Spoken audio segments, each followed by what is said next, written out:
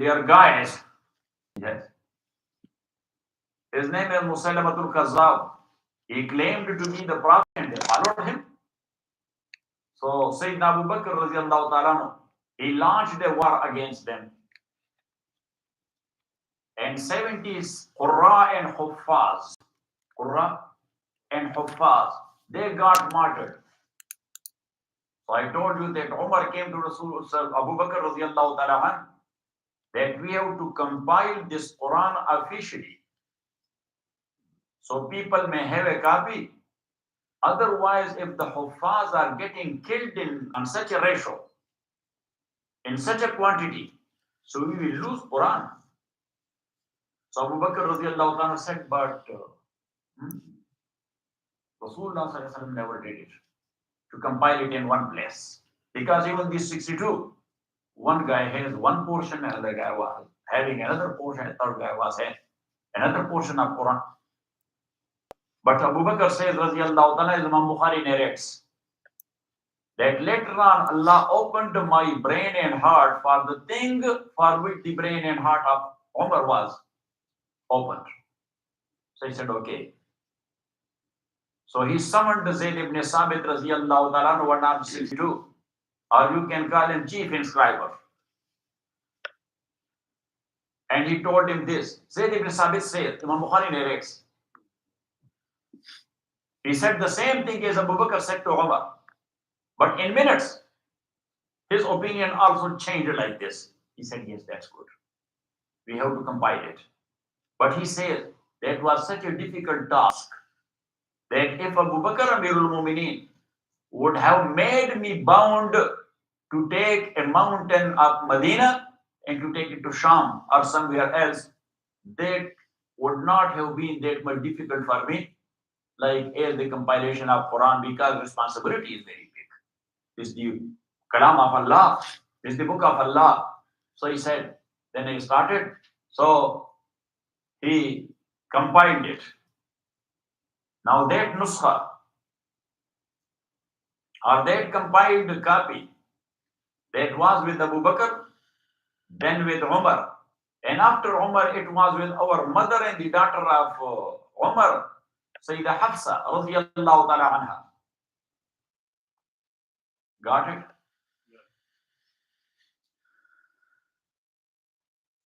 But later on, Imam Bukhari narrates the same thing as well. Babu Majah fi Jam' al-Quran. What do you say? Yes. What's the chapter? Babu Majah fi Jam' al-Quran. Babu Majah fi Jam' al-Quran. That this chapter is regarding compilation of Quran. So Imam Bukhari narrates this hadith also. That in the time of Sayyidina Usman radiallahu ta'ala anhu, when the battle or the expeditions were going on there in Central Asia, so in the battle of Armenia and Azerbaijan,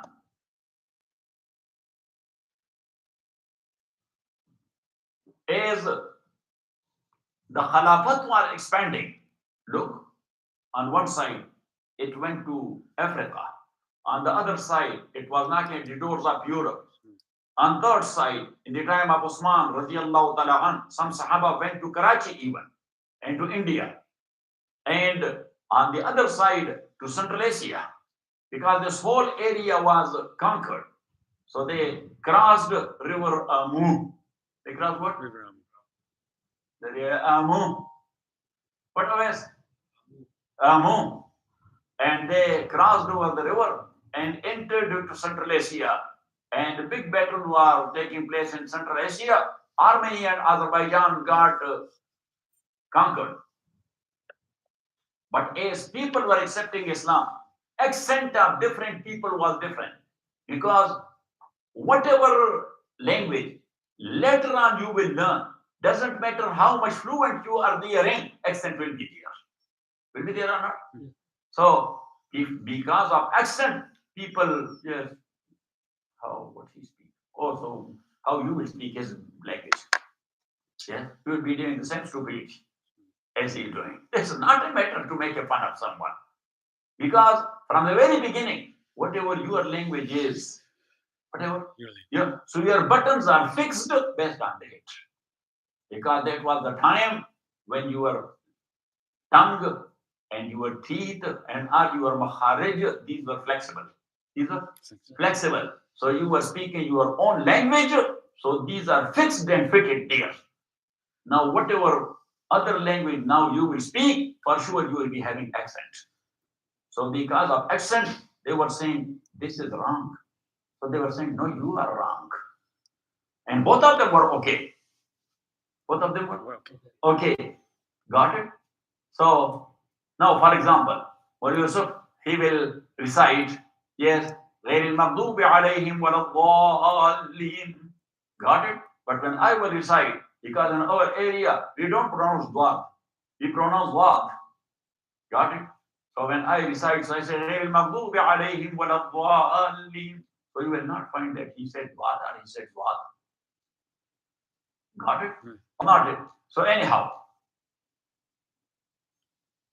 now regarding other things, you can tolerate, but regarding the book of Allah, people do not tolerate. And that's why they were very much ready to pick up their swords and to kill one another, that you are reciting the book of Allah like this. Got it? So Huzaifa ibn al-Yaman radiallahu ta'ala, the big general. Huzaifa ibn al-Yaman radiallahu ta'ala, I visited his grave, radiallahu ta'ala, what a great man. So Huzaifa, who is called Sahibul Sir, secret keeper of Rasulullah sallallahu alaihi wasallam. He's called what? Sahibul Sir. So Huzaifa ibn al-Yaman radiallahu ta'ala, the leading general, he came all the way from Central Asia back to Medina. And he said to Osman radiallahu ta'ala, Adrik Hazir Ummah, Amirul Mu'mineen, take care of this Ummah. I think that later on they will kill one another because of accent. Yes, so get them together on one qira'at. Get them together? Mawlana Yusuf? On one qira'at. So Sayyidina Osman radiallahu ta'ala, he got together 4 Sahaba, Ridwanullahi alayhim ajma'een. Got it? So in them, there were 3 Sahaba, they were Quraysh. Sa'id ibn As, Abdullah ibn Zubair, and Abdul Rahman ibn al-Haris ibn Hisham. Because they were good writer and good Qurra. Number 1, Sa'id ibn As. Number 2, Abdullah ibn Zubair. And number 3, Abdul Rahman ibn Haris ibn Hisham. Haris ibn Hisham was the brother of Abu Jahl. So Abdul Rahman was his son. And the 4th one was the same Zayd ibn Sabit radiallahu ta'ala, who compiled in the time of Rasul Abu Bakr radiallahu ta'ala. So now here, Zayd ibn Sabit was Ansari. He was from Medina. And these other 3, they were Muhajirin. They were from Mecca. So the pronunciation or the accent of Mecca and Medina is also different. So Sayyidina Usman told them, إِذَا اخْتَلَفْتُمْ فِي شَيْءٍ فَاكْتُبُوهُ بِلُغَةِ قُرَيْشٍ. When you have any dispute regarding any word, so write it down in the language of Quraysh. فَإِنَّ الْقُرْآنَ نَزَلَ بِلُغَّةٍ أَوَّلًا. Because for the first time Quran came to Rasulullah sallallahu alaihi wasallam, so it came in the language of Quraysh. Got it? Yeah. So Osman radiallahu ta'ala, he made 7 copies. Because at that time, one was the central capital, Medina, and 6 were provincial capitals. So he sent one copy there, that now you people have to copy this Quran. Because one guy has 2-3 juz incomplete. And that's also not in sequence. So just have this Quran. And whatsoever you have at home, so just make it shaheed. Destroy it. So now, if there is a Quran where there is a mistake or that is too old, what should be done? What should be done? So at that time, The fuqaha, they say that Usman radiallahu ta'ala, he said, destroy that. So some of them, they tear it and they buried it somewhere. They tore it and then buried it and some of them, they burned it. Some of them, they burned it. So that's why they say that either to tear it and bury it. Got it? That is one way. And number two, to burn it, that's another way. But now we say, and look, when the fitnagar, those who created fitna against Usman radiallahu ta'ala, and they blame him for so many things. Number one, that Usman, look, what a life he is living. Yes, and this propagation against someone that works very well. Got it? That Chanakya philosophy. That's called what? Say, Chanakya was a Hindu. He said that if you want in political field to defame someone, don't say anything else. If he had been in ruling somewhere, just propagate against him that he was a chore and he was a thief and he was this and he did this and this and this. Yes, that's a Chanakya philosophy. Got it? So anyhow, they said about Usman radiallahu ta'ala, what a life he is living. Look, at lunchtime, there are surf and lambs, roasted goats. Got it? So Sayyidina Usman radiallahu ta'ala made it clear that I am not taking a single penny from national exchequer. And this was my routine before my Khulafat. Got it? Yeah. Then they said that look, he moved Amr ibn al-As from Egypt to governorship. He was appointed by Umar and he deposed him and put Abdullah ibn Abi Sarah there. So Sayyidina Usman said, number one, Amr ibn al-As, who was appointed there as a governor by Umar, Umar himself also removed him once. And later on he put him against there. Because these are administrative cases. These are what? Administrative cases. And the one who is ruling, he knows to put whom for how much time. Got it? And then he said that actually I did not remove him. But the people of Egypt, they came to me and they asked for Abdullah ibn Abi Sarah radiallahu ta'ala. Got it? The third thing, they said that his first cousin Marwan ibn al-Hakam, who? Marwan ibn al-Hakam, that look, he gave those spoils of war to Marwan ibn al-Hakam. And then the people, they don't ask how he gave it to him. Yes, but the people say, yes, sure. This is very easy to blame someone. Got it? Got or not? Yes. So, anyhow, Marwan ibn al-Hakam, that spoils of war they were referring to. So that was indivisible things. That was indivisible thing. So Usman radiallahu ta'ala says, I have to distribute it to the Mujahideen, but these are indivisible. So I have to put it on auction. So you will sell it, and then the money I will distribute amongst the Mujahideen. So the price he fixed for that. The price, 200,000 dirham. How much? 200,000 dirham.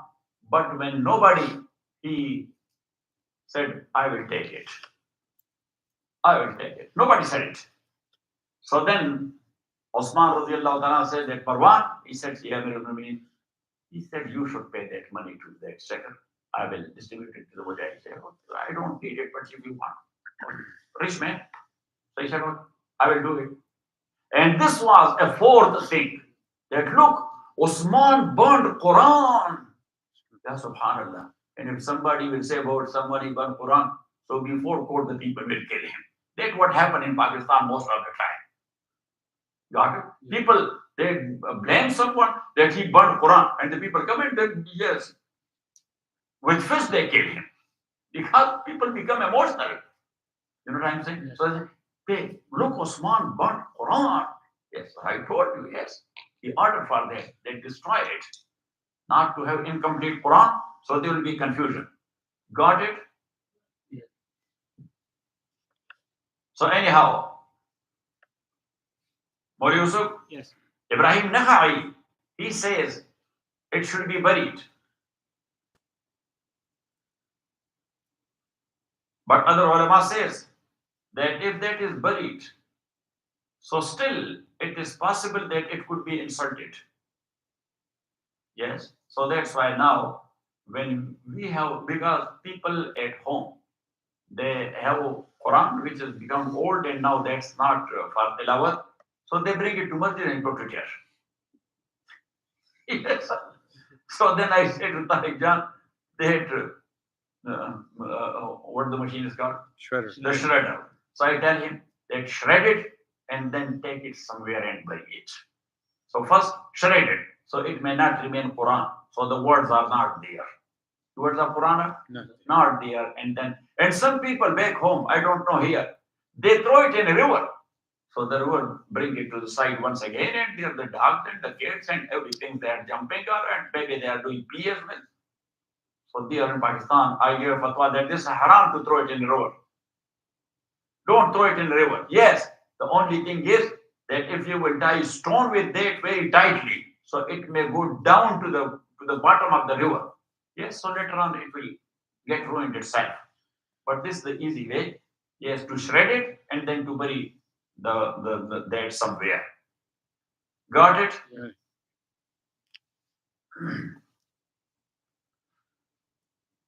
So anyhow, by doing so, Allah subhanahu wa ta'ala saved the Quran. The next thing is that how was the tafsir at that time?